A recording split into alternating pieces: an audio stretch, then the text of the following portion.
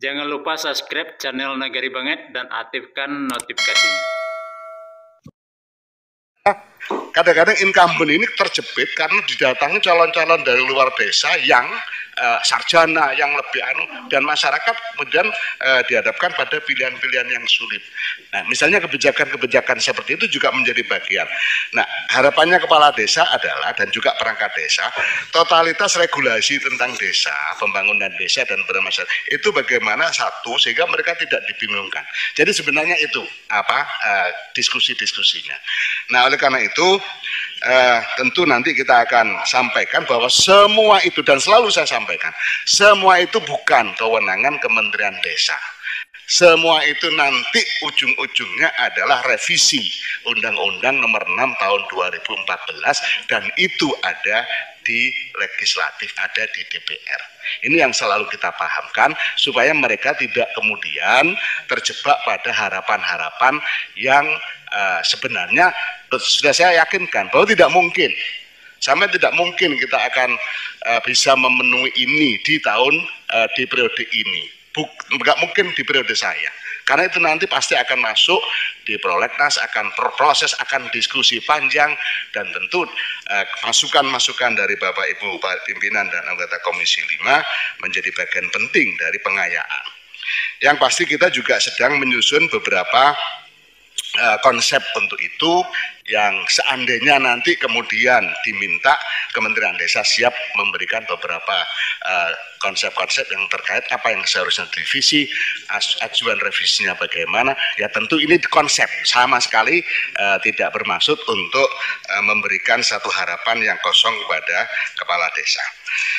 Saya kira itu terkait dengan wacana. Jadi selalu saya katakan Pak Menteri, sebentar Pak Menteri, ada interupsi, silakan. Iya. Makasih pimpinan, Pak Menteri dan seluruh jajaran.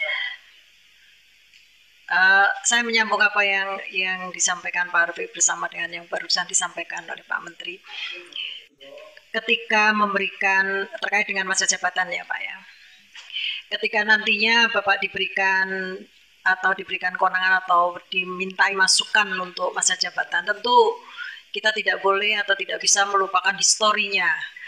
Awalnya 10 tahun, kemudian 6 tahun, setelah itu 8 tahun. Itu tentu harus dilihat secara jeli, secara jernih, kenapa 6 tahun dulu, kenapa 8 tahun, itu harus dilihat betul. Kemudian dikaitkan juga bahwa saya kira tidak hanya pemerintahan desa ya sebagai pemerintahan yang paling kecil di Republik ini ya. Semua pemerintahan pasti akan ada kaitannya dengan Kementerian Keuangan karena menyangkut anggaran.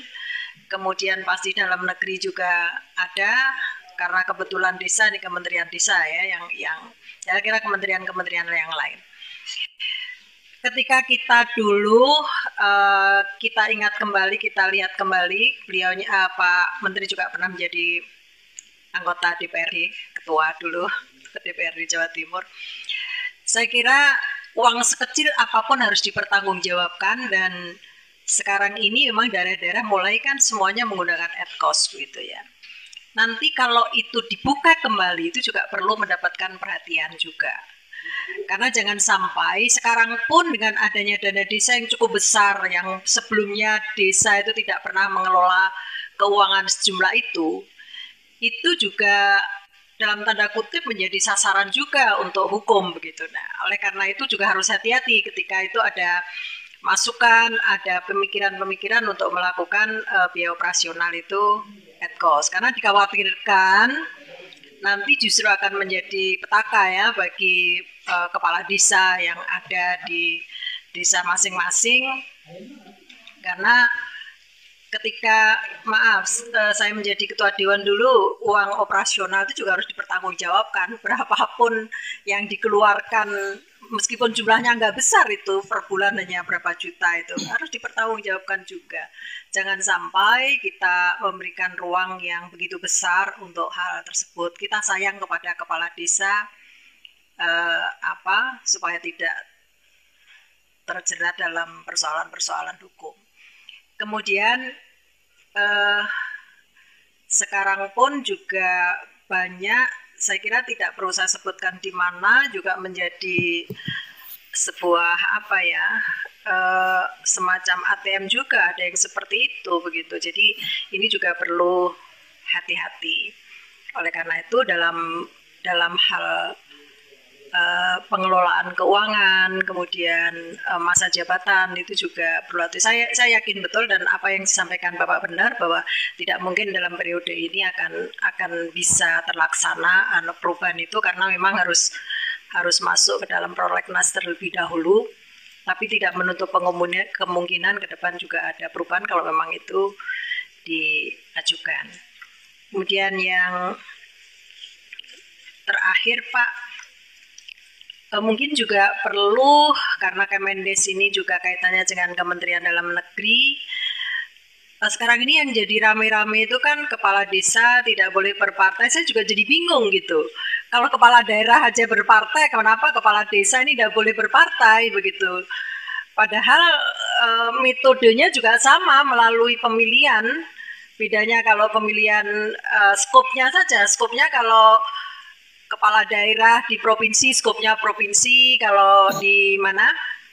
Di kabupaten kota, skopnya juga beda. Kemudian ini rata sebagian besar nggak boleh. Ini kenapa gitu loh? Padahal ini sebenarnya pejabat politik, karena ini melalui pemilu gitu. Nah, oleh karena itu ini perlu juga masukan-masukan untuk hal tersebut. Nah, kemudian masa kerja juga demikian. Kita saja dari kepala daerah juga masa kerjanya 5 tahun mulai dari presiden. Malah ini kembali kepada kepala daerah tadi sudah lebih dari 8 tahun, sudah lebih dari 5 tahun. Menurut saya ini angka yang cukup besar. Lalu yang menjadi persoalan, kenapa menjadi kepala daerah itu berani mengeluarkan duit banyak begitu. Bahkan kalau kita dengar ada yang habis hampir 1 M untuk itu, coba bisa dibayangkan mereka akan kembali uang dari mana, itu juga perlu mendapatkan perhatian. Nah, mungkin perlu semacam saya nggak ngerti apakah melalui sosialisasi atau edukasi apa, sehingga kepala daerah itu tidak kepala desa itu tidak demikian begitu. Kalau betul apa yang disampaikan Pak Ridwan tadi, kalau nggak mau jadi anggota DPRD lebih baik jadi kepala desa. Padahal anggota DPRD paling habisnya juga nggak banyak untuk sosialisasi dan itu. Tapi kenapa kepala desa ini sampai ratusan juta juga? Ini juga perlu mendapatkan perhatian. Apa sebenarnya mau diraih? Ini yang juga, apakah hanya mengejar apa? Kalau di desa ada yang namanya bengkok ya, bengkok. Kemudian ada juga daerah-daerah yang tidak punya bengkok, bengkoknya kecil. Lalu apa yang mau? Karena ada yang di daerah-daerah yang memang minim gitu untuk bengkoknya kepala desa itu. Nah, ini perlu diantisipasi, perlu dilihat bagaimana sampai sejauh itu untuk pemilihan kepala desa. Bukan berarti kita tidak inginkan kepala desa yang punya kompetensi. Nah, kemudian yang terakhir terkait dengan asalnya dari mana, memang itu menimbulkan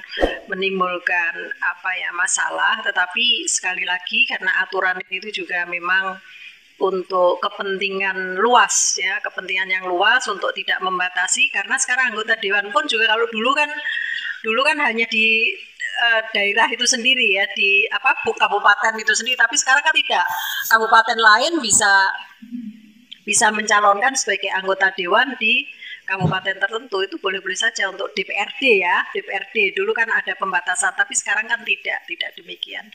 Saya kira demikian, terima kasih pimpinan. Masih Bu Sri. Masih supaya 1 kali menjawab Pak ya, Pak Menteri ya. Supaya 1 kali menjawabnya. Pimpinan. Pak Jadi dulu, Pak Jadi masih interupsi Pak. Silakan Pak Jadi. Memperjuangkan 9 tahun, Bapak perjuangan aja desa-desa itu punya master plan untuk pegangan setiap tahun menyusun pembangunan di daerahnya. Yang kedua, kalau betul-betul itu terjadi 9 tahun, berarti jadi kades itu bisa 27 tahun. Pertanyaannya, di mana rasa keadilan ini? Pertanyaannya, di mana rasa kesempatan ini? Dan kemudian, kalau apa-apa sudah ke desa itu tidak semua, Pak. Masih banyak yang sering lewat kabupaten ruwet.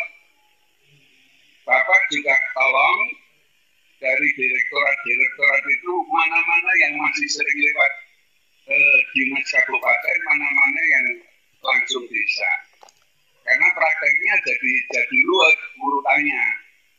Yang terakhir, saya tidak yakin kalau setiap pilkades itu terjadi geger. Banyaknya aspirasi, saya kira itu lalu meredam persaingan antar desa karena masing-masing desa itu, terutama incumbent, itu mempunyai modal yang hebat untuk pamer bahwa saya juga bisa membangun ini. Dulu nggak ada, Pak. Dulu sebelum aturan-aturan seperti ini nggak ada. Isinya hanya saling mencaci aja. Oh, itu suka temenannya banyak, itu suka istrinya banyak ini. Sekarang sudah nggak ada cara begitu. Karena masing-masing, terutama kadis incumbent itu mempunyai senjata yang bisa terpilih lagi karena aspirasi dari ini. Terakhir saya mohon Pak, yang dari desa itu yang langsung kabupaten ini tinjau kembali Pak. Jadi masih banyak lewat kabupaten, jadi seolah-olah desa itu tidak langsung ke desa seperti disampaikan Pak Menteri. Sekali lagi, lupakan aja Pak, yang 9 desa itu kita berjuang bersama-sama sesuai dengan partainya, memperjuangkan partainya dan dirinya menang. Terima kasih. Pak Jadi, Pak Dewo interupsi atau bukan? Kalau bukan interupsi, saya minta dijawab interupsi dulu Pak. Ya, nanti itu habis itu Pak Dewo. Silakan Pak Menteri. Terima kasih. Jadi banyak masukan aja tadi, termasuk kades tidak boleh berpartai, juga masukan nanti, termasuk juga menghitung, menganalisis perjalanan masa jabatan kepala desa, dan kita selalu merunut dari belakang, Bu. Jadi nanti telah kita juga pasti ke sana. Satu hal aja yang dari Pak Jadi, jadi bukan 27 tahun, tetap 18 tahun. Jadi yang diskusi yang berkembang dengan kades itu 9 kali 2, bukan 6 kali 3. Atau dengan bahasa lain, tetap 18 tahun, cuma pembaginya bukan 3, tapi pembaginya 2. Saya sepakat kita berhenti diskusi itu karena di wacana gitu. Wacana jadi nanti toh masih jauh, sangat jauh, nggak mungkin di 1-2 tahun ini.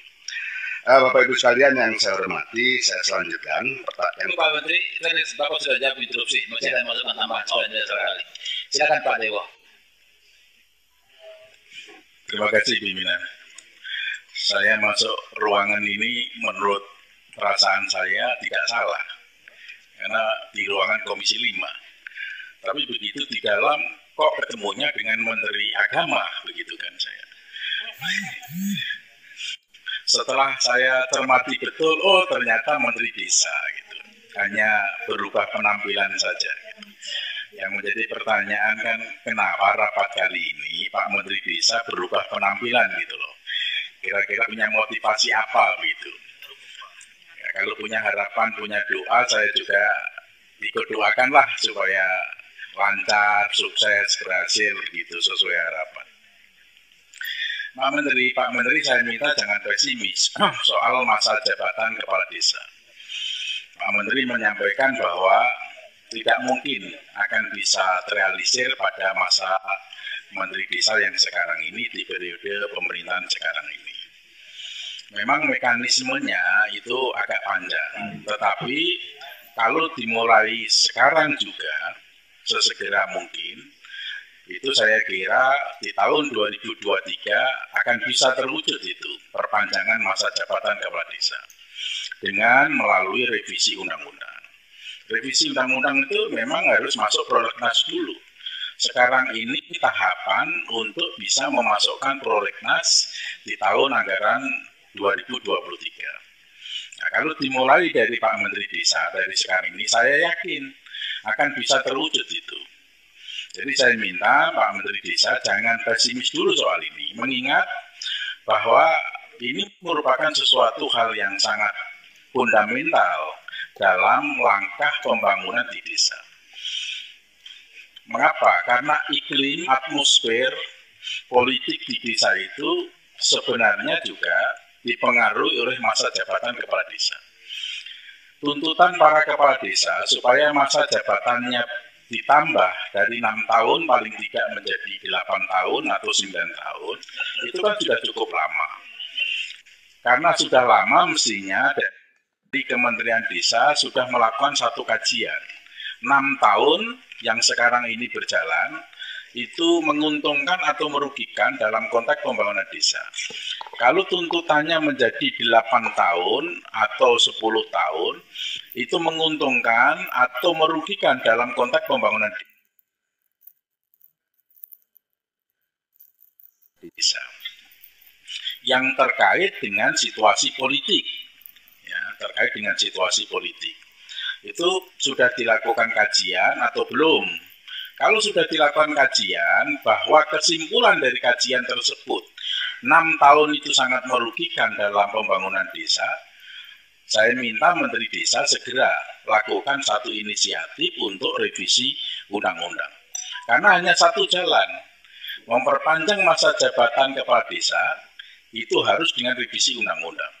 Dan kami semua di Komisi 5, saya yakin sepakat bila mana Menteri Desa melakukan usulan itu. Ya. Jadi saya minta, ini sudah menjadi harapan besar terhadap semua kepala desa, Pak Menteri. Ya, saya klaimnya semua begitu karena banyak sekali yang kontak kepada saya menanyakan, bahkan tadi pagi saya mau berangkat di sini di WA dari kepala desa Kabupaten Kebumen, Jawa Tengah, mempertanyakan itu. Gitu kan. Jadi artinya dari berbagai penjuru, berbagai daerah, kepala desa ini menanyakan hal ini. Jadi saya minta Pak Menteri jangan pesimis soal masa jabatan kepala desa yang berubah melalui revisi undang-undang. Ya, saya yakin itu akan bisa terwujud. Ini hanya tergantung bagaimana mindsetnya Menteri Desa, tergantung bagaimana niatnya Menteri Desa untuk melakukan perubahan itu. Kemudian yang kedua, kami sangat prihatin dengan implementasi dari Undang-Undang Nomor 4 Tahun 2014, utamanya soal pengisian perangkat desa. Pengisian perangkat desa itu penjabaran juklak dan juknisnya berpedoman pada peraturan bupati. Tapi banyak sekali peraturan bupati itu berbeda-beda antara daerah satu dengan daerah yang lain. Mengapa ini tidak sama padahal pedomannya satu dari undang-undang desa? Saya harap Kementerian Desa melakukan evaluasi terhadap ini. Ada satu kabupaten, peraturan bupatinya bahwa pengisian perangkat desa itu ditentukan oleh kabupaten, bukan oleh desa. Padahal dalam undang-undang jelas itu adalah hak atau kewenangannya kepala desa. Dia akan kerjasama dengan perguruan tinggi mana, itu adalah kepala desa. Kontraknya juga, kontrak perjanjian pengisiannya dengan perguruan tinggi itu juga kepala desa. Kemudian pengangkatan dan pemberhentiannya adalah kepala desa. Tapi ini diambil alih oleh bupati, yang menentukan perguruan tinggi adalah bupati. Ada peraturan bupati yang semacam itu. Ada juga yang pengisian perangkat desa itu persyaratannya bebas. Yang penting warga negara Indonesia. Jadi banyak desa yang diserbu dari berbagai daerah, Pak. Ini kayak banyak pengisian pegawai negeri sipil, kayak ASN. Ini kan sesuatu yang tidak logis. Ya kan? Mestinya ya persyaratannya ada di warga di desa tersebut. Berbagai macam kreasi dari daerah-daerah itu, peraturan bupati berbeda-beda.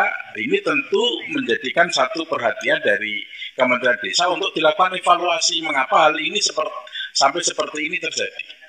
Kalau memang itu domainnya Kementerian Dalam Negeri, apakah tidak ada kewenangan Kementerian Desa terhadap hal ini untuk meluruskan, atau setidaknya Kementerian Desa melakukan koordinasi dengan Kementerian Dalam Negeri supaya hal yang demikian ini tidak terjadi.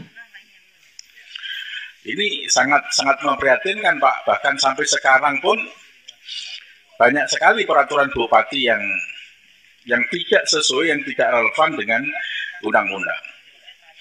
Kementerian Desa ini apakah hanya sebatas sesuai dengan undang-undang desa, sebatas dalam konteks pembangunan secara fisik, ya, ekonomi, ataukah terkait dengan pendidikan politik juga, ya, wawasan kebangsaan, kepemimpinan, bela negara yang terkait dengan pendidikan politik. Apakah juga punya kewenangan ke situ? Ya, mengingat banyak juga pasca pemilihan kepala desa itu masih ada residu-residu politik yang membuat suasana atau situasi yang tidak kondusif, satu dengan yang lain itu menjegal, sehingga tidak begitu memperlancar arus pembangunan di desanya. Tidak mendukung, kemudian menjegal, melaporkan ke LSM dan segala macam. Seperti itu. Itu menjadi kewenangan Kementerian Desa atau tidak begitu kan? Jadi, kalau dikatakan bahwa kepala desa itu oleh Bu Sri Rahayu, pemilihan kepala desa modalnya sangat besar, ratusan juta. Itu masih kecil ratusan juta, banyak sekali yang sampai miliaran. Ada apa hal demikian sampai dilakukan, begitu kan? Kemudian pasca itu, ya, yang merasa mengeluarkan modal besar tapi tidak jadi, akhirnya selalu mengganggu dalam proses perjalanan pemerintahan desa. Ya. Mengapa hal yang semacam ini? Ya, saya harap dari Kementerian Desa setidaknya melakukan studi, melakukan survei.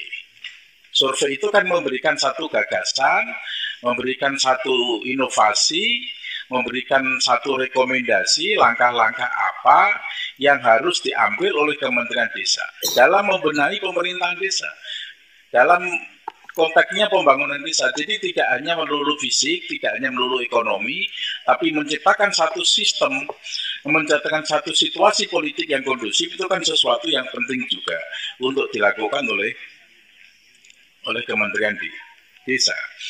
Kemudian saya juga ingin Pak Menteri supaya Inpres Inpres nomor 104, Inpres atau Perpres itu, Perpres 104 tahun 2021 itu Pak Presiden kan sudah mendeklarasikan akan direvisi, tidak minimal 40% yang akan dibagi-bagi untuk ketahanan pangan, tetapi 40%.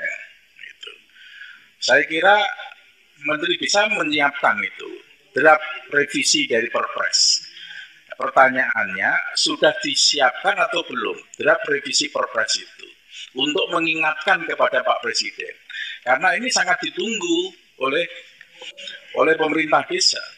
Dengan pembangunan infrastruktur yang stagnan 1 tahun, 2 tahun saja, itu berdampak terhadap kerusakan infrastruktur di desanya. Ya. Apalagi kalau ini tanpa ada satu kepastian kapan waktu Perpres itu dijalankan, kapan itu berakhir. Maka saya berharap dari Pak Menteri Kementerian Desa itu segera lakukan. Saya kira Presiden sangat komit dan pasti komit, konsisten terhadap deklarasinya untuk melakukan revisi Perpres itu. Tapi kan beliau kalau tidak disodorkan satu draft revisi dari Menteri Teknis kan pasti lupa. Itu pasti ya, saya minta itu Pak Menteri. Ya, saya minta karena itu memang harapan dari pemerintah desa. Barangkali ada satu penjelasan yang mencerahkan dari Kementerian Desa. Ini memang sangat ditunggu, sesuatu yang mencerahkan. Terkait dengan kantor kepala desa, Pak. Banyak sekali kantor kepala desa yang memprihatinkan. Ini saya ulangi lagi ini. Karena kantor desa ini kayaknya status quo. Dia sebagai pusat pemerintahan di desa, pemerintahan desa itu merupakan bagian integral dari pemerintahan Republik Indonesia. Tanpa ada pemerintahan desa itu tidak akan berjalan republik ini. Ya, tanpa ada kantor desa juga tidak akan bisa berjalan menjalankan pemerintahan dan pembangunan perekonomian di desa. Tetapi kantor desa ini kayaknya tidak ada yang bertanggung jawab. Siapa yang harus melakukan pemeliharaan, perbaikan terhadap kantor desa? Desa jelas tidak punya anggarannya.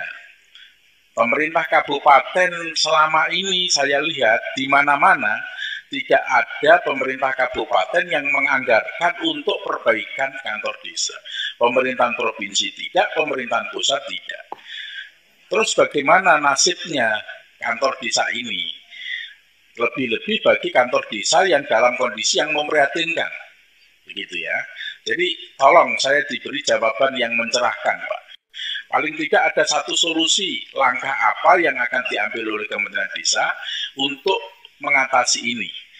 Ya, meskipun baru gambaran langkah yang akan diambil, tidak langsung penganggaran di tahun 2023. Kalau berbicara soal implementasi daripada tahun anggaran 2022, ya, anggaran tahun 2022 bagaimana implementasinya, progres fisiknya sebesar berapa, progres keuangannya sebesar berapa, itu saya kira satu persoalan yang sangat mudah. Itu matematika. Tapi bagaimana Kementerian Desa itu mampu mengatasi masalah-masalah yang esensi terhadap kondisi desa yang sekarang ini dihadapi. Saya kira itu pimpinan. Terima kasih. Terima kasih Pak Dewo. Silakan Pak Menteri. Jangan lupa subscribe channel Nagari Banget dan aktifkan notifikasinya.